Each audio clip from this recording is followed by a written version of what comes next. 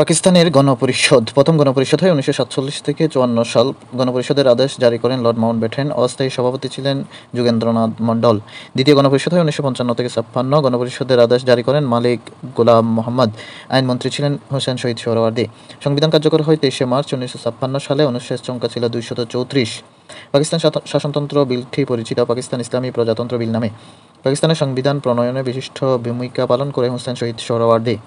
সংবিধানের বৈশিষ্ট্য নিম্নরূপ: পাকিস্তানকে একটি ইসলামী প্রজাতন্ত্র ঘোষণা করা হয়।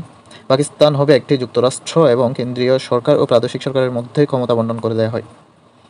সংসদীয় বা মন্ত্রিপরিষদ শাসিত সরকার ব্যবস্থা প্রবর্তন করা হয়। বাংলা এবং উর্দু উভয় ভাষাকে রাষ্ট্রভাষার মর্যাদা দেওয়া হয়। পাকিস্তানের প্রথম প্রেসিডেন্ট নিযুক্ত হন ইস্কান্দার মির্জা এবং 1958 সালে 7 অক্টোবর জেনারেল ইস্কান্দার মির্জা সংবিধান বাতিল ঘোষণা করেন। পাকিস্তানের প্রথম শাসনতন্ত্র ও কোয়ালিশন সরকার 1956। প্রথম শাসনতন্ত্র রচিত হয় 23 মার্চ 1956 সালে। প্রথম শাসনতন্ত্রের ফলে পূর্ব বাংলার নাম হয় পূর্ব পাকিস্তান। রিপাবলিক কোয়ালিশন সরকার গঠিত হয় 1956 সালের 12 সেপ্টেম্বর। রিপাবলিকান কোয়ালিশন সরকারের প্রধানমন্ত্রী হন হোসেন শহীদ সোহরাওয়ার্দী। হোসেন শহীদ সোহরাওয়ার্দী সরকারের পতন হয় 1957 সালের অক্টোবরে। সোহরাওয়ার্দীকে পাকিস্তানের রাজনীতিতে নিষিদ্ধ করা হয় 1959 সালে। সোহরাওয়ার্দী মারা যান 1953 সালের 5 ডিসেম্বর লেবাননের রাজধানী বৈরুতে।